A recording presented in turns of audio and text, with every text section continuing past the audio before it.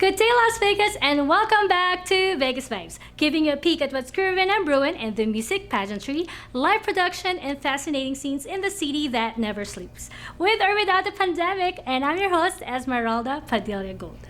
People, it's October and the fall season has begun as it should, and it started with a bang with the grand opening of the world-renowned Allegiant Stadium with the crowd favorites Las Vegas Raiders winning against the New Orleans Saints. I keep telling you guys that Las Vegas is too great and global to be constricted by this pandemic. It remains to host the best and biggest resorts in the globe, and some of the best entertainers in the world live right here in this great city. This program is here to introduce you to some of them, so stay tuned to be in the loop. When we come back, I'll give you a heads up, so stay with me. The best entertainment,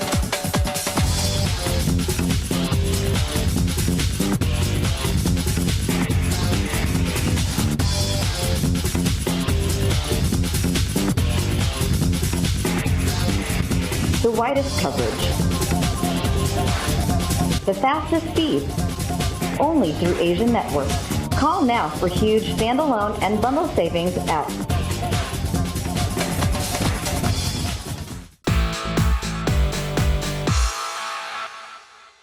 Thanks for staying with me. I would like to thank the over 100,000 avid viewers of Vegas Vibes, not only on ACTV Live and Video on Demand in Roku and on ACTV features in Roku and Amazon Fire TV, but also on the Vegas Vibes channel in both Roku and Amazon Fire TV and in my very own website, VegasVibes.us. Please continue to support my show and tell your friends to like Vegas Vibes on Facebook and Instagram. Now, here's the latest entertainment buzz in the entertainment capital of the world. The Killers are working on a new album after they rocked the world during their debut album release at the halftime of the Allegiant Stadium opener headlining the Las Vegas Raiders and New Orleans Saints game. While lead vocalist Brandon Flowers sang of turning Saints into the sea, the Raiders were beating the Saints. The Killers unleashed the enduring single Mr. Brightside from their first album, Hot Fuzz, in their rooftop performance. Flowers introduced the tune with Hello, or the Killers, and it's our pleasure to welcome the Raiders to fabulous Las Vegas, Nevada. I think we've got just the song for the occasion. The clip was recorded atop Caesar's Palace and showed off Vegas resorts such as Aria, the MGM Grand, and the Flamingo, and ventured off-strip to Westgate and the Fremont Street Experience. Flowers said in a recent interview with the UK music publication NME that the Vegas-born band is already working on a follow-up to the just-released Imploding the Mirage. Expect the new music next spring. That's so cool. Aha! I knew it. A lot of these network shows are actually shot as live right here in Las Vegas. The latest one to admit is ABC Shark Tank. Its upcoming 12th season was entirely shot at the Venetian and will debut on October 16th. Baseball great Alex Rodriguez will return for this season. Tom's founder, Blake Mycoskie, and jewelry designer Kendra Scott will appear as guest sharks throughout the season. They'll join returning East members Mark Cuban and Kevin O'Leary, among others, as they compete to invest in various business and product ideas, helping their creators achieve their own dreams. People, TV shows like this one are supposed to be shot in a bubble space, like the ones they use for basketball and baseball, because of the pandemic. But wait, in Vegas? Kinda hard to imagine, right? Moving along, it's the fall season, right? So the Bellagio Conservatory and Botanical Garden must be displaying something new again. You guessed it right. They're in Two Woods. Displaying has officially opened, and my gosh, people all over the world are flocking to see the magical forest populated with mischievous animals, floral creations, and whimsical creatures. When guests enter the conservatory's west bed, they will find a family of foxes playing beneath a floral-embellished hand-hewn tree house with colorful stained glass dragonfly windows. In the north garden, 4 fairies lie beside a tranquil, reflecting pond.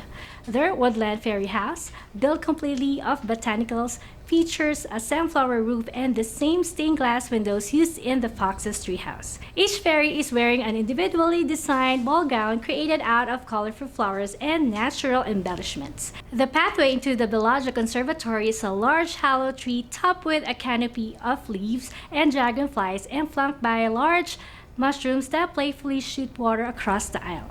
At the end of the garden, honeybees and a family of bears gather near a pot of honey in the shelter of the displaced 28-foot-tall talking tree. Into the Woods is open to guests through November 28th. Because of concerns regarding the coronavirus, guests will enter through a dedicated entryway and follow floor markers to remain on the path. Guest capacity is limited, and guests may need to wait in the line during peak capacity. So people come early and ready to wait in line. Before we end this segment, here's a reminder that surprise gifts await you when you email me questions, suggestions, or even a cool story you'd like to share with me and our hundreds of thousands of monthly viewers on Roku, Kodi, Amazon Fire TV, or at the Vegas Vibes and ACTV apps worldwide, including actvlv.com and actvus.com. When Vegas Vibes returns, I'll be interviewing someone very special. I'll be right back before you know it, so please stay with me.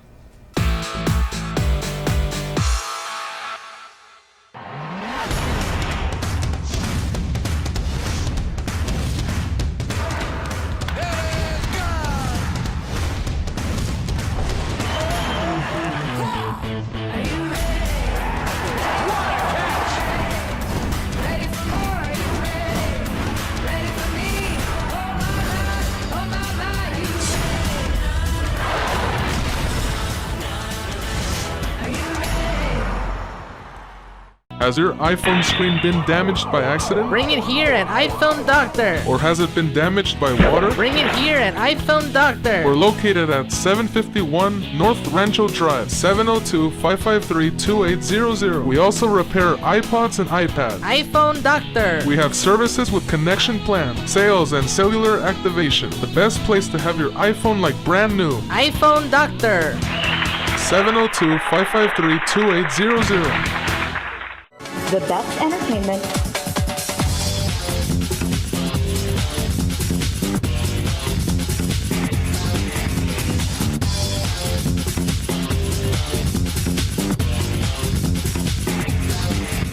the widest coverage,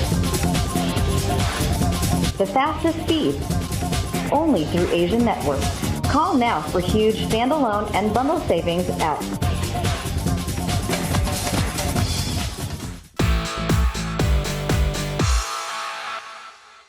Welcome back to Vegas Vibes. On Vegas Vibes, I feature amazingly talented people from many walks of life who contribute to making Las Vegas a unique global brand. And one of my favorite segment actually is this one where I can interview a beauty queen.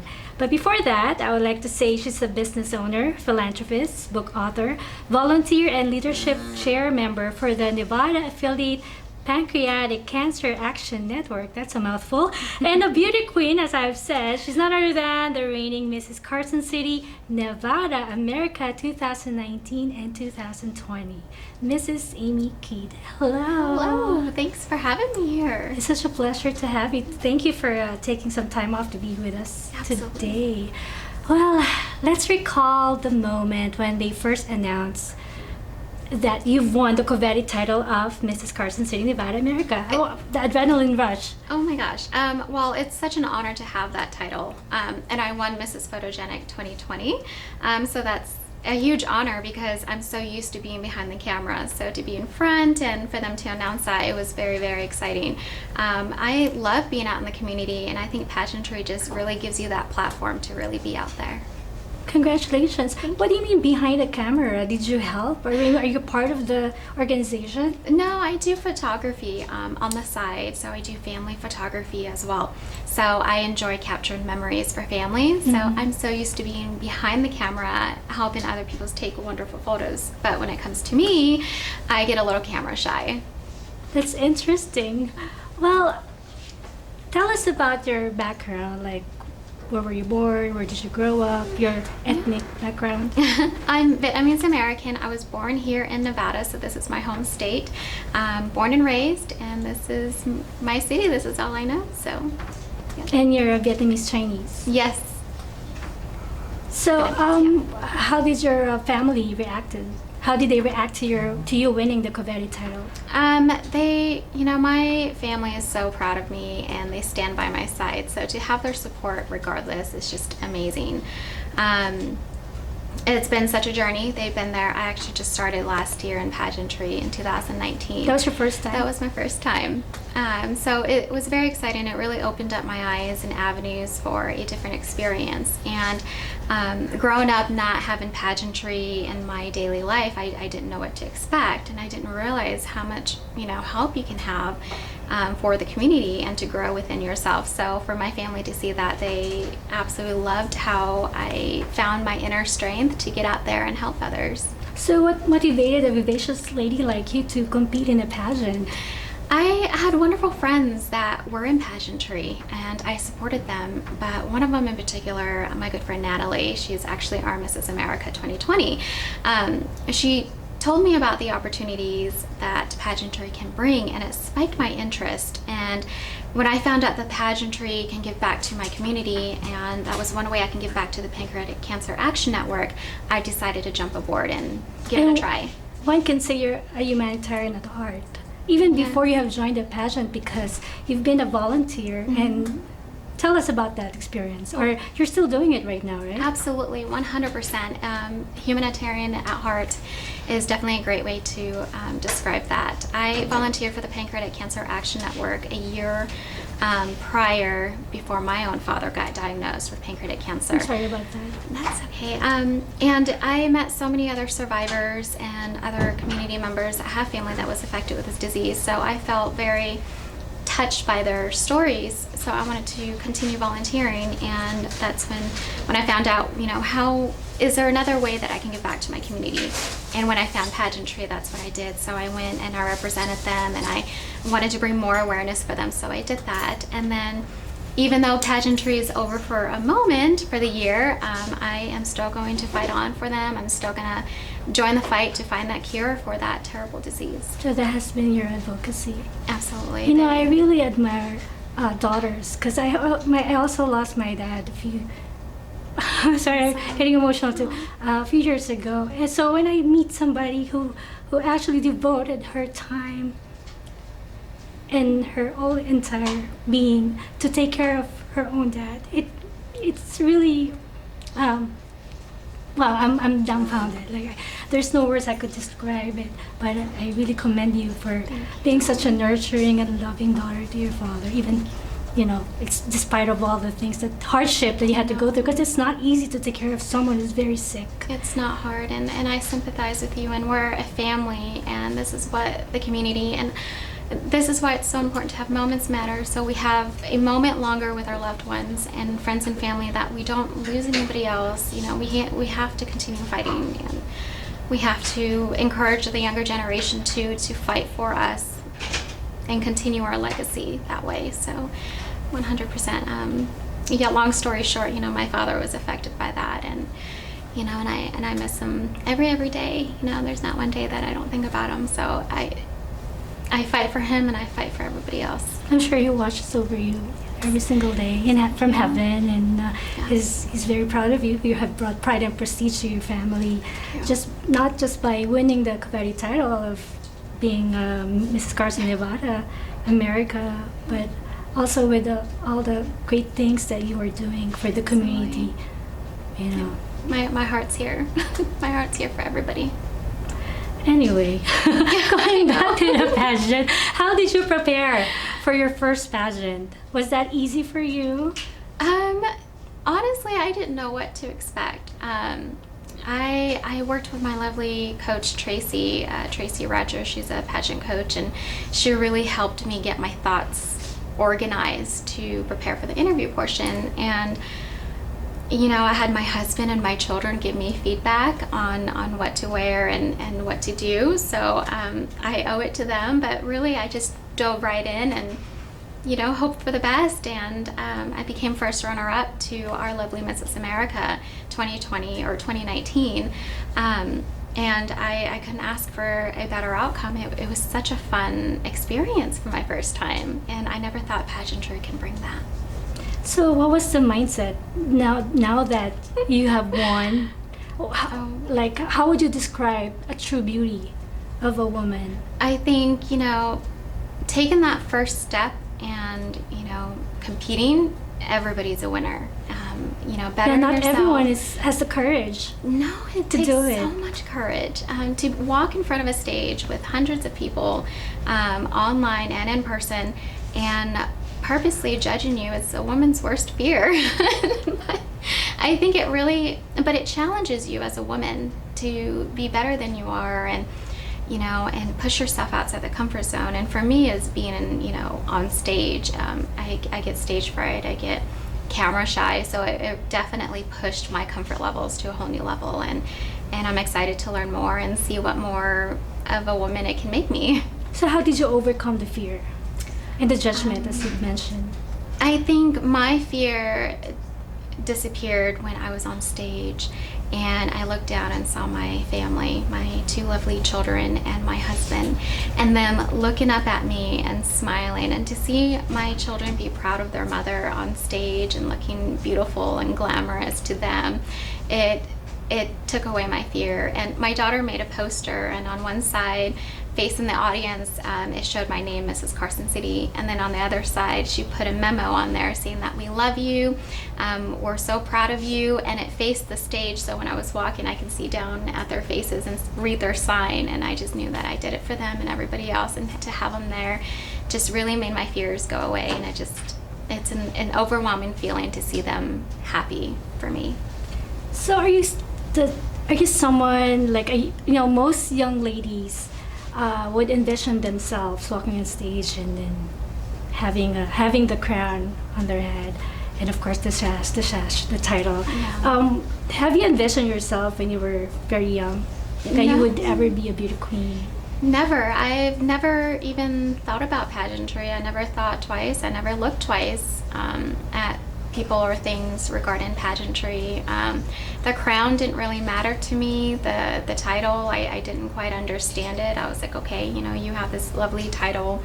But I think I saw the beauty in everybody, that you don't really need, to have a crown to be who you are and be wonderful. And then I realized that it's more than that. You give back to the community and you better yourself, and to have an experience with your family. And I think that makes it worthwhile. So I do it for that alone. I encourage other women, do it for yourself. You don't need a crown. I wrote one of my books on that, to be a wonderful woman. And Let's talk about that book. I wrote a book called The Princess, Me, Myself, and the Princess with the Crown. And it's geared for little girls that have self-esteem issues. They feel like they can't be a princess because they don't have a crown. And it's so important to nourish young girls and women too, that you don't need that to continue to be who you are and do great things back in the community. It's so important to be true to yourself and show the world you're kind of beautiful, show the world you're kind of princess, and go do good things. You have that invisible crown, wear it and honor it. Did you write the book after winning? Actually, no, I wrote the book Before entering the pageant? Yes, I wrote it after my first year in the pageantry. I met a couple of women that had self-esteem issues, and I feel, like you're so much more better than that. You don't need, the crown that you want to do all these great things, and I look at them, and if this is happening and impacting women of age, I can't imagine what the same little girls that look up to these same women feel when they're setting that example. So I felt that I needed to change that and remind them that they are beautiful in their own ways. So please summarize us. In that book, how do you deal with confidence, lack of confidence, self-esteem? Lack of confidence is feeling unsure about yourself and comparing yourself to others. And it's one of the ways to, diminish your confidence. So I encourage them, don't compare yourself to others. Not one person is the same, not one person is perfect, and that's what makes everybody unique. And don't compare yourself, be true to who you are, and continue your efforts in helping other people, and that is what's going to grow your confidence.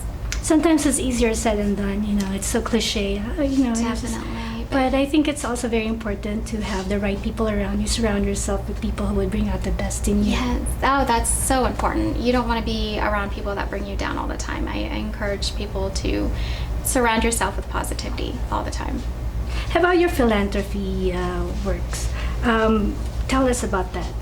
I volunteer for the Pancreatic Cancer Action Network. I'm part of their leadership team, so I help raise awareness and help them with events here in Nevada. And our next one's going to be in 2021, March at Town Square, Las Vegas on the Green.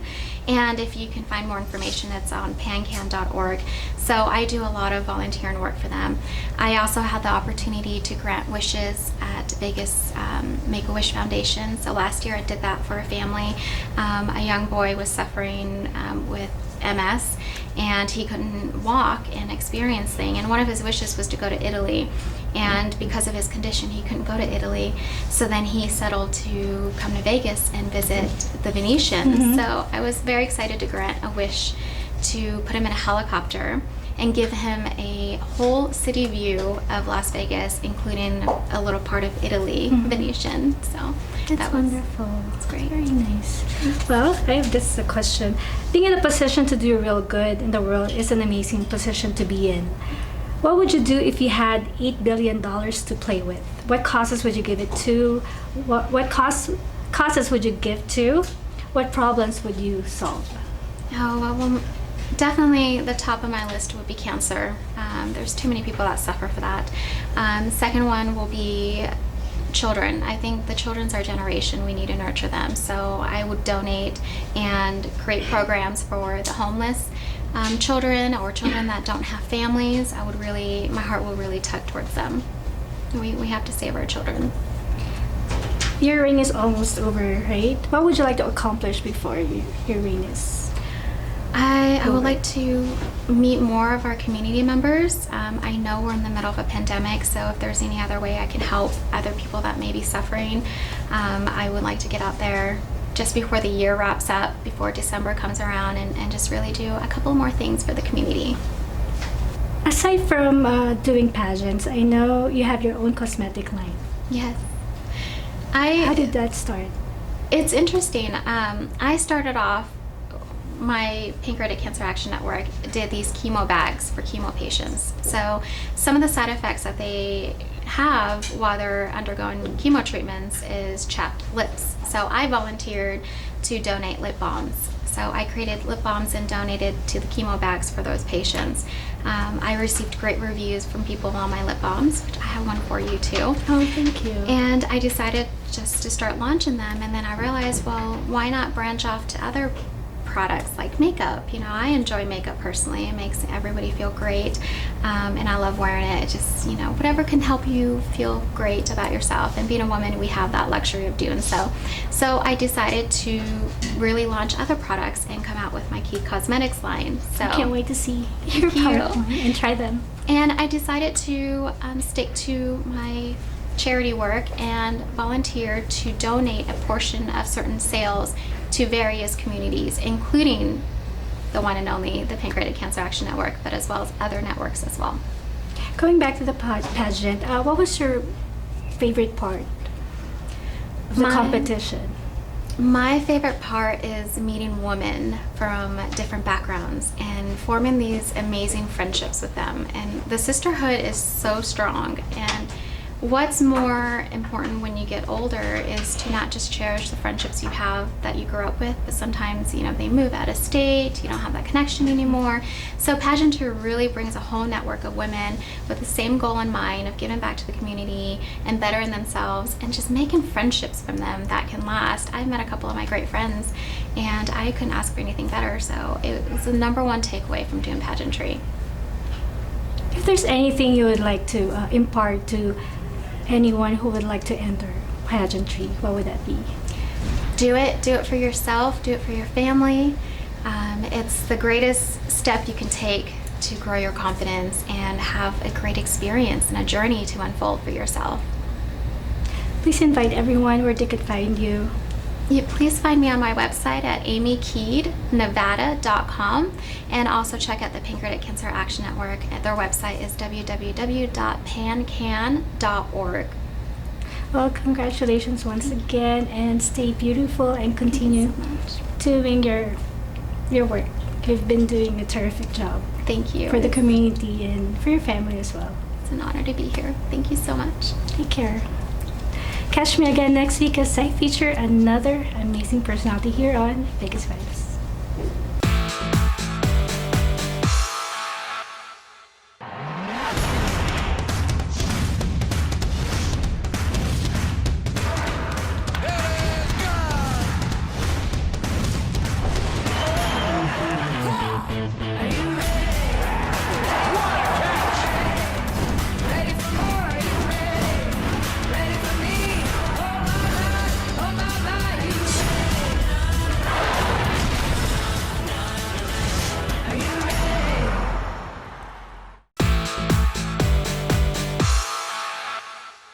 I hope you enjoyed this week's episode as much as I did sharing the vibes of Vegas. And time really flies when you're having a grand time. Promise to join me again next week on this same fabulous ACTV channel. And to all our global viewers out there, let me remind you that Las Vegas is not just about the world-renowned Strip or the famous Fremont Street experience in the vibrant downtown district.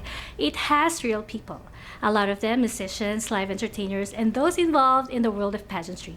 And to the people here in the Valley who work hard each day to make Las Vegas a global brand. I would like to feature you and your cool story right here on Vegas Vibes, either on the ACTV studios or at your workplace. If you believe that's you, please email me now at vegasvibes1@gmail.com. Before I go, I would like to thank my wardrobe sponsor, Anne Fontaine, located at the Forum Shops of Caesars Palace. Anne Fontaine is now open for business as well. You may call Miss Anna Billings at 702-733-6205 to make an appointment. And finally, my favorite segment, the Vegas Vibes Closet. Yes, it features an intricate selection of health and beauty products which I personally use. And this week, I have for you Luxie Smoky Eye Brush Set in rose gold. To create the perfect smoky eye, I used the Luxie Smoky Eye Set, featuring silky soft synthetic bristles. This set comes with everything you need to master a smoky eye, cut crease, and wing liner. And I love that the brush's soft bristles are gentle on the eyes. Check it out, ladies. Below is the link if you wish to learn more about it or purchase it without delay. Follow Vegas Vibes on Facebook and Instagram, or check out vegasvibes.us for updates and announcements. Once again, I'm your host, Esmeralda Padilla-Gould. Thank you for watching.